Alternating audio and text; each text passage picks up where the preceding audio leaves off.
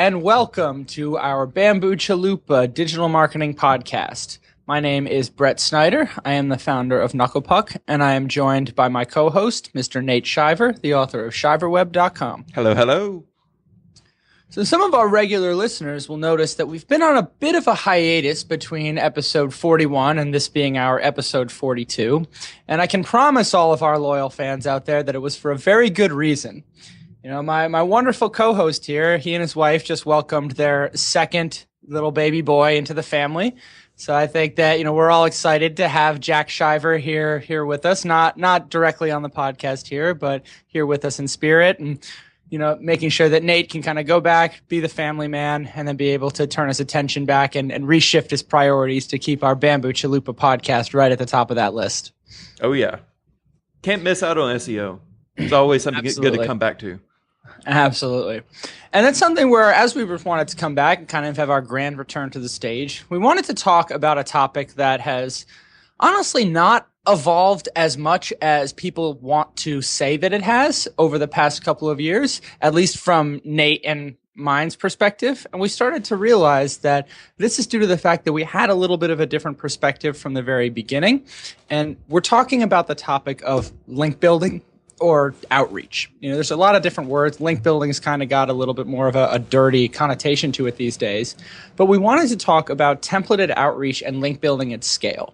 Both Nate and I, probably Nate more so than I, have started to actually receive some good, some bad, some really embarrassing link building templates that have come our way. And we started to look at it and we were questioning, what is the state of link building right now? You know, and Nate, I guess that maybe we can kick it off and you can give us your thoughts. But, you know, where are we at when it comes to this idea of link building in 2016? Yeah, so I think what has happened with link building is that the concept and the goals and the philosophy of, you know, having a piece of content and then promoting it has not evolved with the tactics and the tools that have come onto the scene. So in the past couple of years, you know, big names in the industry like Brian Dean and Neil Patel, John Cooper, and a lot of people have, with good intentions, very, very good intentions, they have shared some of their templates, you know, that they've used for emailing people, promoting their work. And, you know, they've shared very, very specific tactics on how, you know, how they go about emailing people to promote the things that they promote. There's also been several companies like BuzzStream, I know makes excellent software. Among others, I think Ninja Outreach. They're another one. Pitchbox. There's several of these companies. We use Mixmatch. You know, as for a lot of that for monitoring outreach. Yeah. There's all these tools that have come on the scene in just the past couple of years that have enabled marketers and especially SEOs to send basically a lot of personalized email to a lot of people. I think I'm gonna challenge you a little bit on that one, and I think you're gonna get into this, but it's not personalized. I think it gives the illusion of personalized. Yeah. When I say personalized, I'm talking about people using templates to basically swap in and out the names, swap in and out your website, swap in and out. You know, people will put in any variables from dates of publications to the name of your website. They'll scrape title tags. They scrape all these variables and insert it into these templates so that when you first read it, if you're not familiar with these templates, it looks like it's a personalized email. But you're right, it's not. That's just the name of it. These are just templated emails that are borderline spam, going out to a lot of people in every industry, promoting content, trying to get links. And I think that goes back to when I mentioned at the very beginning that the purpose of link building or you know, link building, as much as people seem to think it has, really hasn't changed much over the past, you could argue the past 10 years, where the goal is to be able to promote your content. You know, savvy website owners understand the value of links, whether you're looking at it solely from an SEO perspective, where they will influence Google's ranking algorithm, or if we're looking at it from the sense that we actually want to get visibility. We want to get increased exposure for our brands and for these different content assets that we might produce on our websites. Yeah, and what's really interesting to me, and it really became clear in the past month where I took a lot of time off, I wasn't checking my email as much, and then I would come back to just dozens and dozens of these emails, where I really started to think about how no one is happy with the state of link building, and everyone in every position is frustrated. Websites and, our clients, they still need quality links to compete.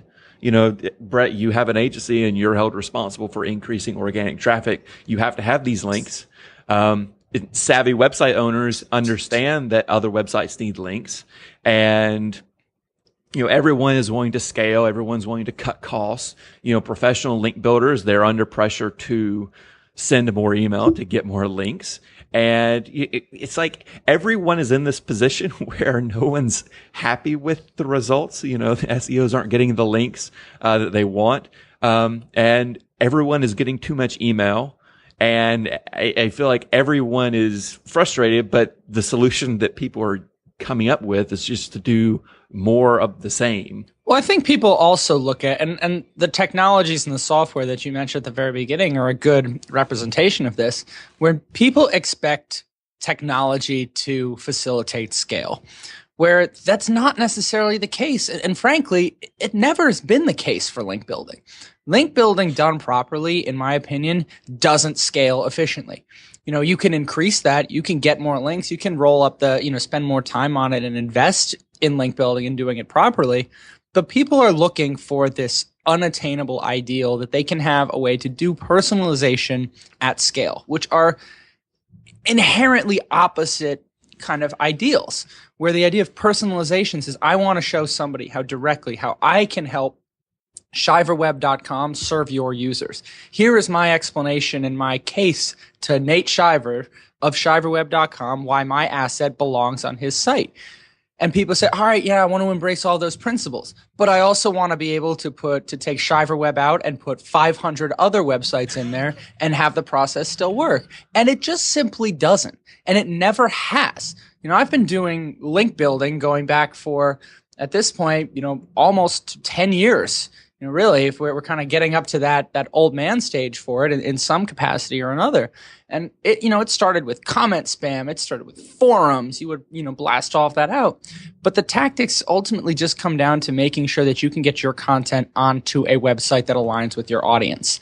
And that's the challenge here, because we want to cut costs. We want to try to leverage these technologies, and we want to try to understand that we need to stand out in a very noisy environment. Doing digital marketing, especially, depending on the industry that you're in, but link building is very noisy. As Nate mentioned, you get a ton of email. You get all of these different pulls on your attention in a given day. And what you need to do to genuinely stand out to a particular website or to a busy person. For example, if somebody's going to come to me and try to pitch me on something, I need to understand how that helps me. I'm too busy to start trying to figure out on my own how your resource fits into my plan. I need you to explain it to me. And that answer is going to be very different than if you go to Nate. And it's not necessarily because the nature of our businesses is different. It's because I expect personalization for something I'm going to invest my time in as a business owner, as a website owner. I think there has been kind of a disconnect here where link builders just accept the fact that, hey, if I get 1 out of 100, I still got the 1. Rather than looking at efficiencies, rather than just blindly focusing on scale for the sake of scale. Oh, yeah. I mean, in a way, it goes back to the cliche about, are you being efficient or are you being effective? And one of the reasons I wanted to do this episode was to get out of the weeds about conversion rates. If I send 100 emails and I get 2 links, is that still worth it? And really look at how we can have a better approach to outreach and link building that works for everyone, that works for the websites that are linking out, that are, works for the link builders who are responsible for getting those links, that works for agencies and clients. And so I really wanted to drill down into some of the ways that I've been trying to, hone my approach. And Brett, I know that your team has really been growing and has been trying to implement processes so that you can take this approach and still break it down to where you can bring in different people. And I think that's still a key execute it. distinction there. Yeah, yeah. And you've heard me say this before, where what we do at Knuckle Puck is all about process over template. And I think that's a very important distinction that people need to understand with regards to link building. You can be more efficient. You want to focus on efficiency. You can start developing processes to know, how do you QA? How do you iterate on your different templates? How do you learn from what's working and what isn't? People tend to assume that process and template are synonymous, where template is use the exact same piece of content over and over and over again, and then hope that it works for different people. Whereas process talks about how do you actually go about identifying personalization, allocating your time appropriately, and making sure that you're asking the right questions. You had mentioned, Nate, that you're talking about, different response rates and all that. And I gave a presentation about a year ago where I asked the audience, it's like, would you rather send 150 emails a day with a 10%, response rate, or would you rather spend, 100 emails a day with a 15% response rate? And once everybody went through and kind of did that mental math there, they're like, oh, well, I want to send 100 emails. It's the same number, so I want to spend less emails. I looked at this like, nobody asked me anything about the quality of the responses. And that's the essential component here. And we're going to talk a little bit about identifying KPIs, in the future. But when you're doing link building, you're trying to find a way to do link building efficiently at scale. You have to ask the right questions to be able to iterate your process so that it can meet the goals that you've set for yourself. Yeah, I think that's a key point to bring up, that we do have several assumptions like that, but before we break out our ideas for creating a better approach. And I think some of the other assumptions are that, you're trying to increase organic traffic overall.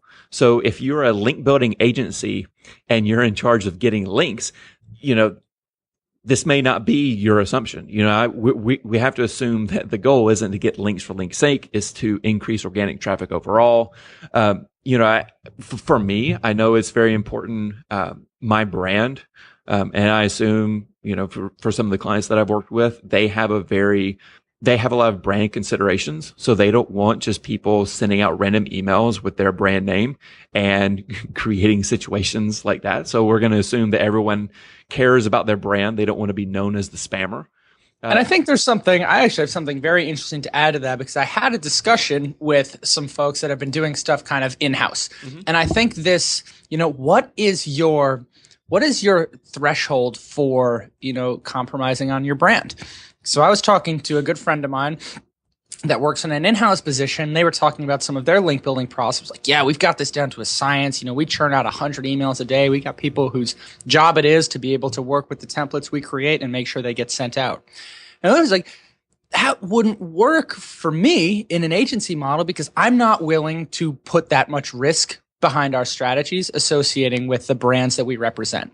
When you own the brand, when you're in-house, you can say, I have a threshold for risk here. I can say, it's like, what, if I mess up a template and a blogger comes back and blows up my spot, so be it. That's an occupational hazard. That's not the perspective that I take when, I'm being trusted with the protection of somebody's brand. And I think that's a very important assumption when we talk about that. You have to have some consideration for what that brand is. But I think you also have to go deeper and really try, to the extent possible, to define your risk threshold. What are you comfortable with in terms of your link building, your outreach, and in general, your marketing approach? Because that's going to inform what is even possible in terms of some of these tactics and strategies we're going to talk about today. Oh, yeah. I think the most immediate way that impacts link building is, what's your risk for a manual penalty or penguin related problems? I certainly I have zero threshold for that, but there are some industries and there are some websites where, they have the brand, they have the domain management, or the I don't know what you would call pumping up domains. But they have a strategy in place to deal with penalties, and you have to really just like with your brand, you have to know what is your risk tolerance. And I think to be able to talk about that as well, where I think it's hard to hear that. I imagine some of our listeners here, it's like, well, yeah, I don't want a penalty either. And that's not exactly what Nate's talking about here. He's not saying that anybody ever wants a penalty. But you should understand, no penalty is going to be definitive. Nate would rather say, you know what, I'm going to pass on a questionable link because I want nothing to do with anything that might possibly be considered spam that could compromise the value of my domain. Whereas somebody else might look at it and be like, you know what, if we generate 5, maybe a little bit on the line links for every 100, really great links that we have, I think that that's above the ratio that Google is using to ascertain their penalties. I still think that provides a net positive based on what I'm seeing in my space, based on what I'm seeing competitors doing and where people are ranking there. And so this isn't to say that to do link building, you have to have a black and white, risk tolerance for penalties, whether manual or algorithmic, but understanding that you don't have to be entirely white hat to be successful. I think it's a very strange position to take, and it's one that I want to make sure that I'm perfectly clear on that. Where I'm not advocating for black hat tactics here, but the reality of this is because Google is an algorithm, it's not so black and white. There are going to be links, and if it was something where it was so black and white, then negative SEO would work 100% of the time. And so it's coming down just to understand the nature of the environment that we're working in, understanding the threshold that the search engine has for, crappy links in your space. Whereas that may be not necessarily a negative. It may actually provide a net positive as long as it's balanced with some higher quality editorial links. And so it's not to go, just to kind of bring that back home here, it's not to talk about wanting a manual penalty or an algorithmic penalty. It's having a clear understanding of what you believe to be the threshold for a search engine to assign one of those penalties. Yeah. And so we're going to assume that obviously no one is out looking for a penalty, but you have pretty low tolerance for taking on more of those sketchy links than, say a payday loan operator might be willing to. Right. Yeah. And the last assumption that I want to call out, mainly just because I've had some experiences with this in the past couple of weeks, is that I'm going to assume that our listeners have some empathy for the people who are actually receiving their emails, who are taking the 10 to 30 seconds out of their day to read it and respond to it. I was on the receiving end of someone who definitely emailed me like I was a line in a spreadsheet. And when I emailed them back, I could tell from their response that it completely threw them for a loop, almost as if they were expecting me not to respond. And it made me realize that I was literally a line on a spreadsheet. They literally thought that there was not a human being on the other end. And so, whenever I send an email, I always think there's someone checking their inbox, a real person. This isn't just an email address, and that, I don't want to be known as the spammer. So I'm going to assume that. Right. And I think that's going to be the key thing here with how do you do personalization properly. You can't do personalization without an understanding of who you're personalizing it for. And that person is not just a link prospect. I think that's kind of a standard background. We even use it in a lot of our language where we talk about influencers or link prospects or PR opportunities. We don't talk about it. We don't talk about Nate's business as Nate's site or what the content that Nate is producing. We talk about it as the content on shiverweb.com. Right. We almost look at it as this objective, cold entity as opposed to the product of somebody's, hard work and mental and emotional investment in that brand.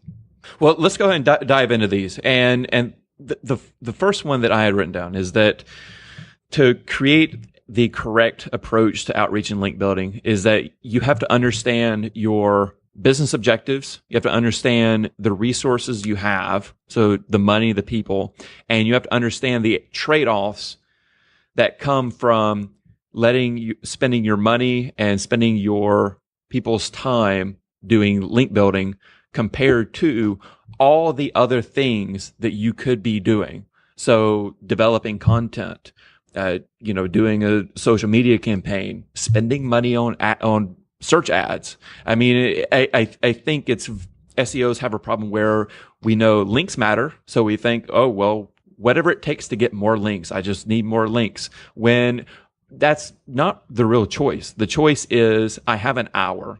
Should I spend this hour writing a blog post? Should I spend an hour revising my content, or should I spend an hour sending out 10 emails? And I think that's the real trade-off that you have to think about when you sit down to plan your outreach strategy. And I think looking at, Nate's talked a lot about resources from the perspective of your time and your resources invested in link building, but you also have to have a pretty objective understanding of the quality of the resources you're pitching. Does this piece of content deserve to be linked to? Does it provide a positive user experience? Does it genuinely solve somebody's problem? I think a lot of times, and I've had, conversations where I've had to push back with potential clients or with our team to say, listen, guys, I don't think this is at a place where we can promote it yet. If we drove a ton of traffic to this page, or we drove a bunch of interest to this page, if somebody read it, would they link to it? Just getting on somebody's radar is step one, but you have to make sure that you are doing a very realistic assessment of the quality of the resources that you're trying to push. Spending time revising that content, making sure that you have a very piece of linkable content, I guess is the jargon. That might be the piece on the menu that will make your campaign successful, rather than spending an extra hour pitching another 10, 20 people. And who some of the best people to provide that feedback are the potential link prospects that you're reaching out to if you take the time to create a legitimate relationship with that person. We've taken some of our projects and we've gotten feedback in terms of, hey, this language isn't really indicative of how our community refers to themselves. And we saw that. I don't even remember if the link opportunity was on the table, but we immediately were like, this is tremendous. Like, do you mind if is this what you were thinking? Like, can we incorporate that? Because whether or not this person is willing to link to us, they just afforded us some very, very key insight into improving our link building and our outreach in the future by letting us know some, feedback in terms of what their perspective on the audience is. And so lean on the people you reach out to. A no is just a kind of a first response. Even if you don't get the link from it, there's always a way to improve your process down the road if you can incorporate some of the feedback that these bloggers, even if they turn you down, they would say, all right, you can ask, well, do you mind if I ask why? We've asked a lot of those questions as well. It's like, if you don't mind, I'd love to be able to understand why or what we can do to make this better, even if it's not for you, because it demonstrates that you really are invested in serving that community and not simply looking for an SEO link.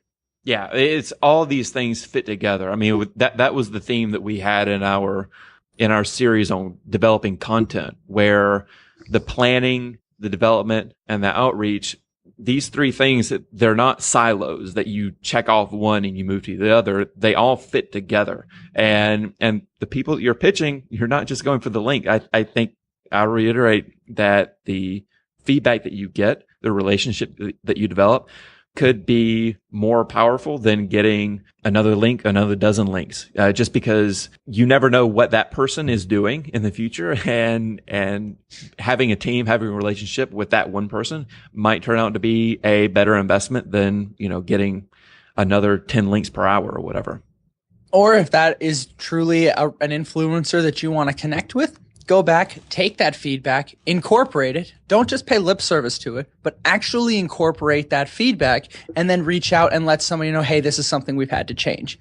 I'll give you an example of one of the projects that we worked on where we were starting to push out and we realized that we were referring to, a certain segment of this community in a way that was a very kind of antiquated phrasing for it. It's like we're trying to change the perception of this particular issue. And, we choose not to refer to it in this old way because it has negative connotations to it.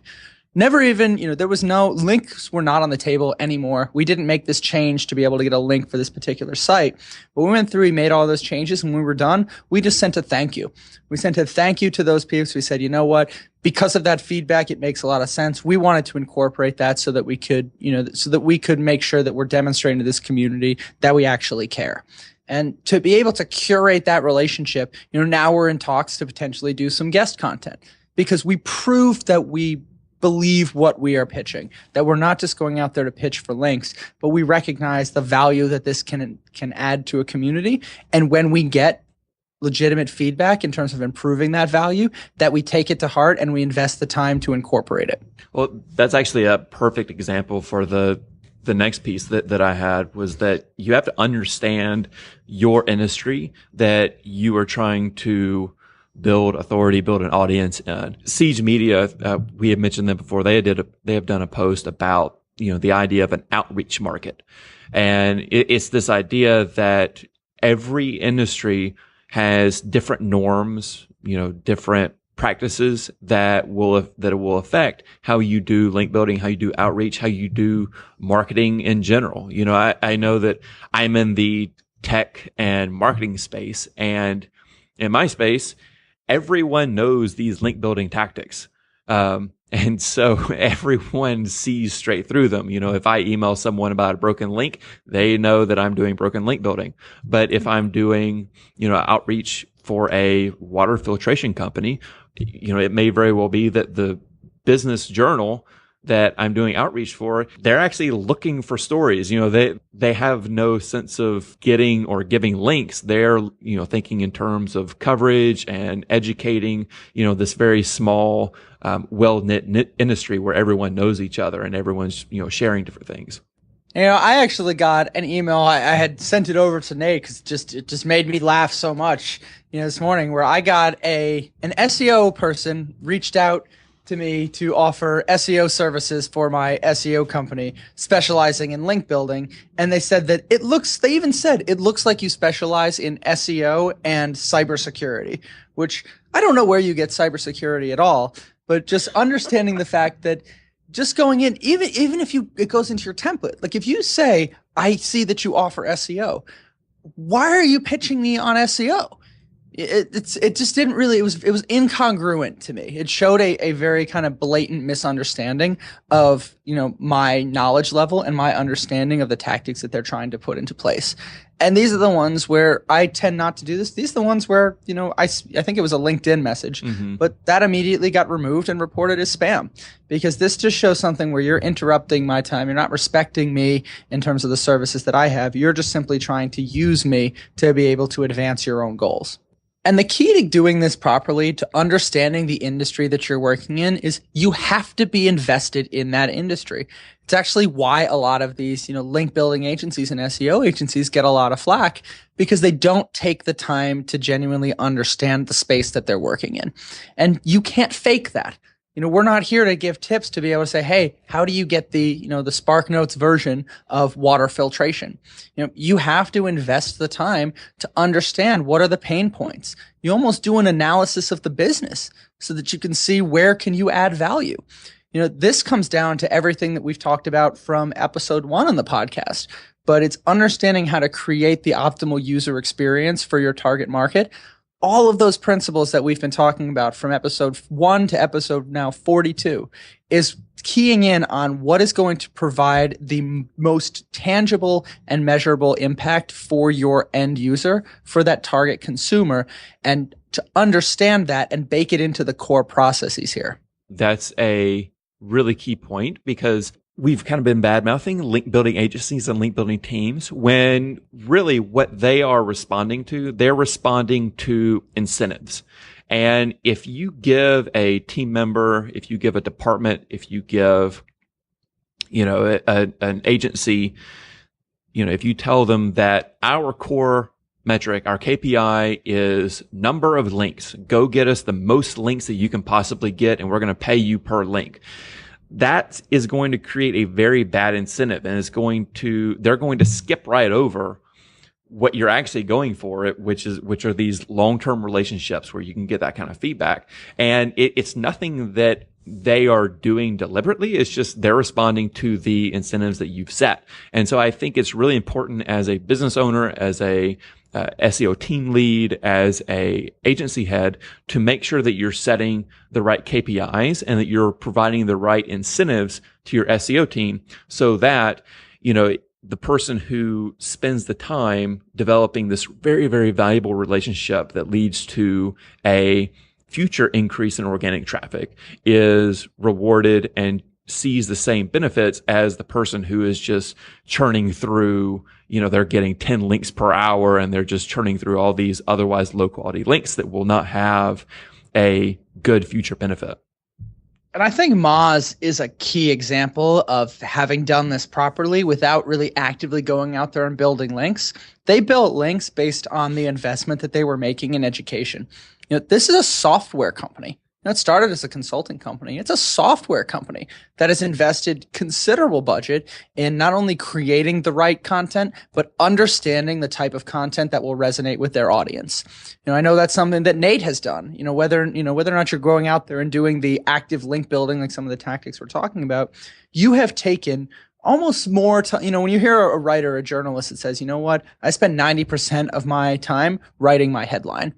And it's like, well, that doesn't make any sense. How could you do that? It's like, that's not feasible. It's like, but it is. It's not scalable necessarily. It's not something that can be manufactured elsewhere, but you spend as much time focusing on the parts that are going to make the difference.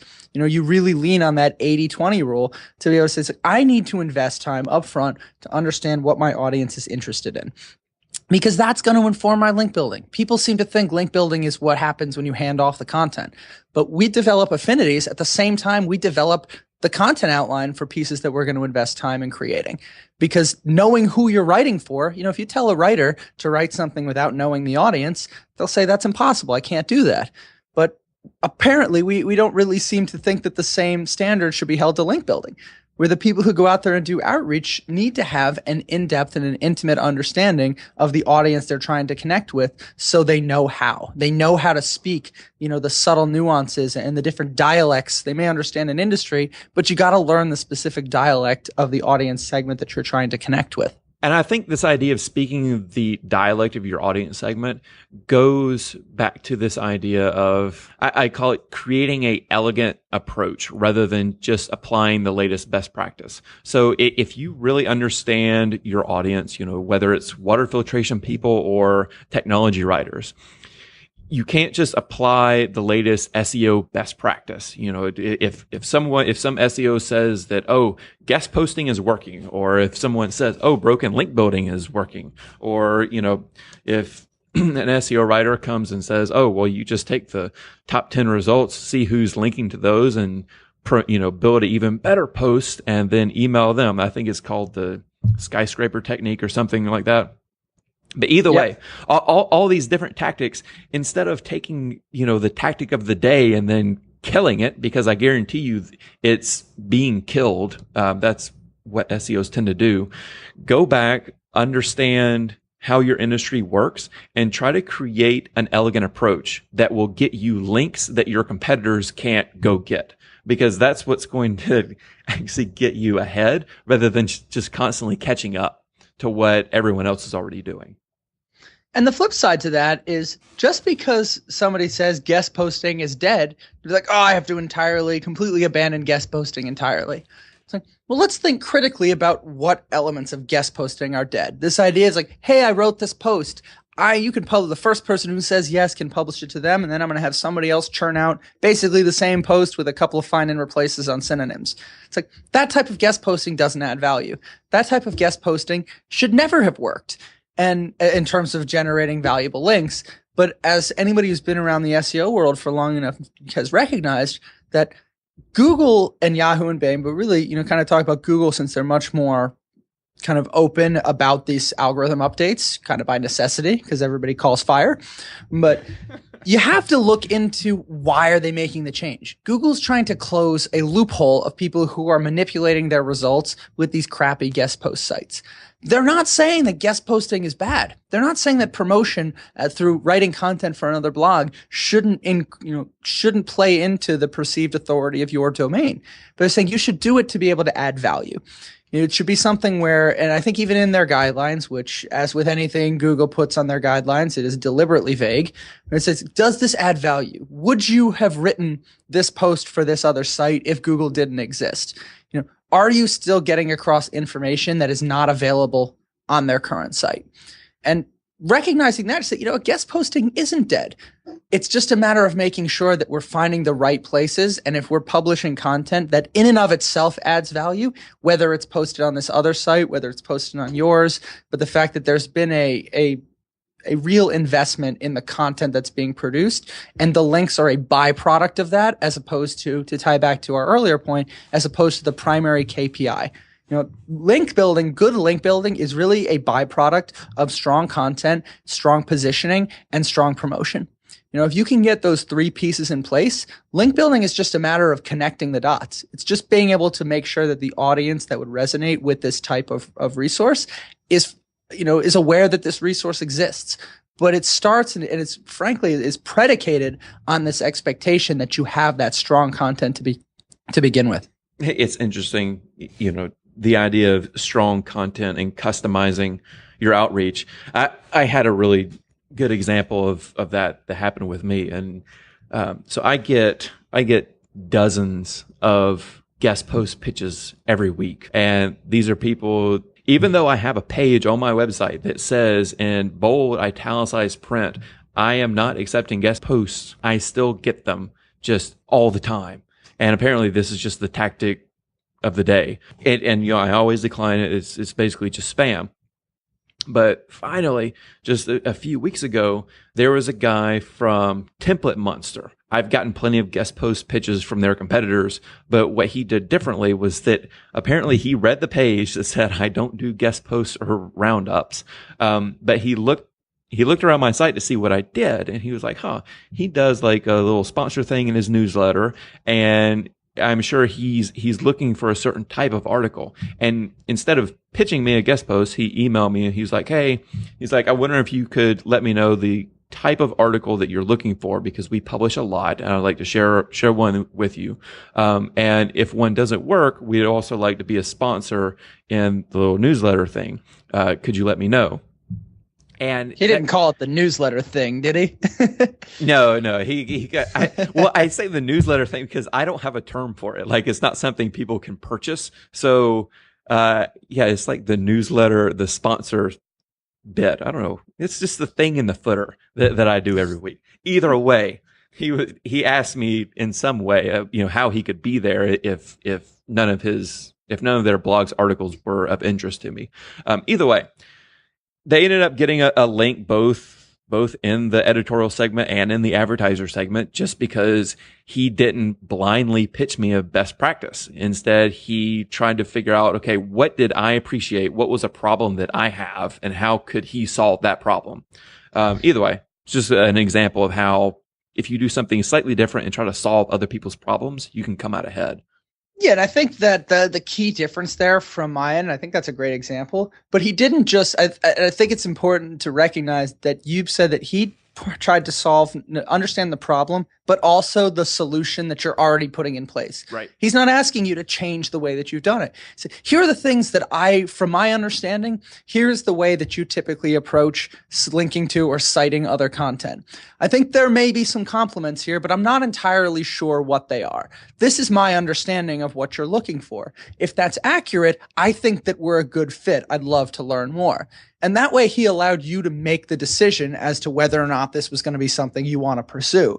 But by demonstrating at least a surface level understanding of the, kind of the brand positioning that ShiverWeb has, knowing that you don't want to just be guest posted, you want the content to be highly curated and, being very deliberate in terms of what gets published, but recognizing that and saying, this is my understanding. I would love to find a way to do that. I'm not sure exactly what it is. Maybe it's an editorial link. Maybe it's some of the sponsorship, but I recognize that you have an audience that I would like to reach. Can we figure out a way to, to mutually benefit one another? So we've been talking a lot about these principles on creating a better approach for link building out and outreach. But a lot of times, or actually every time, if you're an agency or in-house team, whatever you're at, it's going to come down to, how do I get links today or tomorrow at some point? And for that, there's plenty of good posts that we'll link to in the show notes about creating a good process, which Brett, you touched on earlier in the intro. Process over template. Yep. And I think it's essential to have that process that you can incrementally improve over time, that also has a philosophy behind it.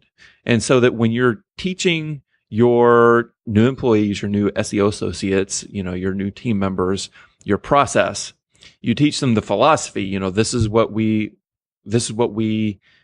our brand stands for. This is our end goal. Our end goal is to increase sales, increase organic traffic, that kind of thing, and give them the judgment and discernment to make those calls so that they're not solely focused on links per hour. Instead, they can be focused on, getting relationships with people who are in these positions, or any of the other things that we've talked about, so that you are increasing not just your organic traffic over time, but you're growing your business according to whatever objective you have to grow your business with. And this is a lot more challenging than anybody realizes, to be able to understand what your brand or what your organization stands for. There was a great TED talk by Simon Sinek that my management coach, had me watch and listen through, and then to go back and we talked through it, where he has kind of the 3 concentric circles where every company will tell you what they do. And he drew one big circle on the board.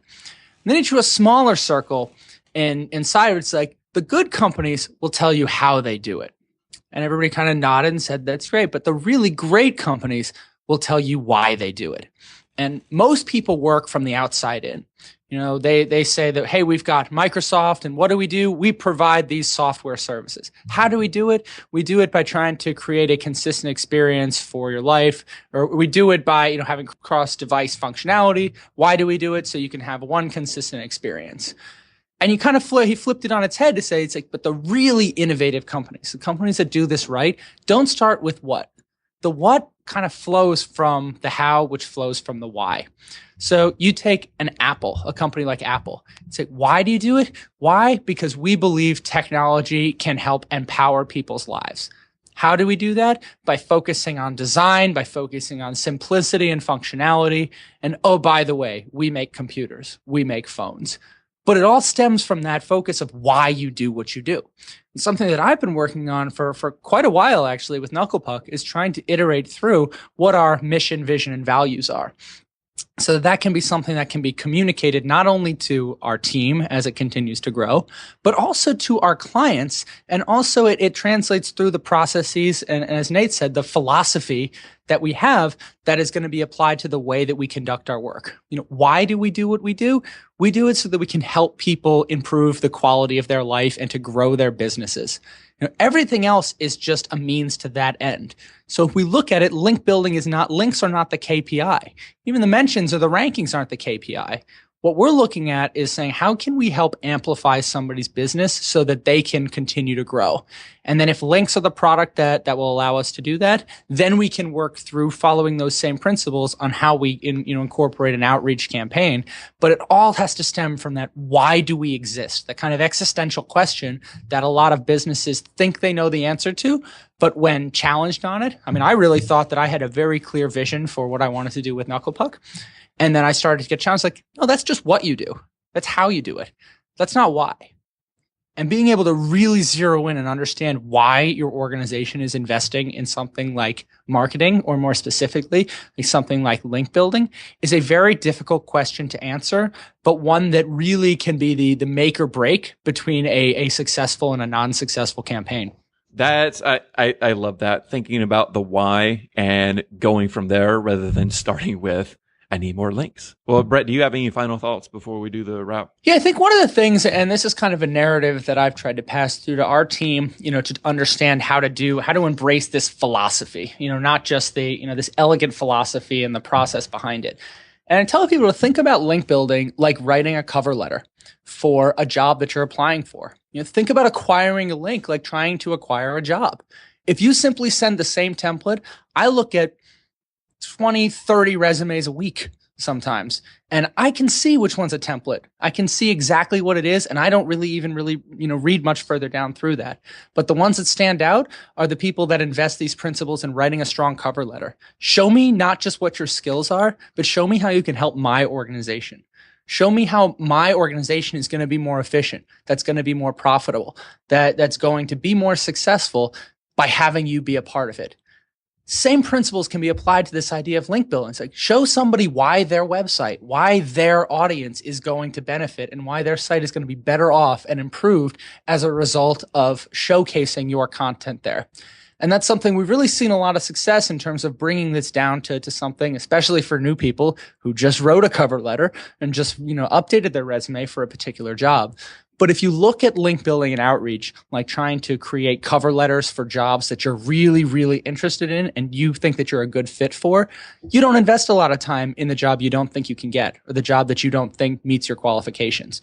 You spend the time finding a mutual fit, you find an alignment of goals, and then you make sure that that alignment is very clear, not only to the decision maker, but also through the content, or in the case of a cover letter, the person that you're trying to place.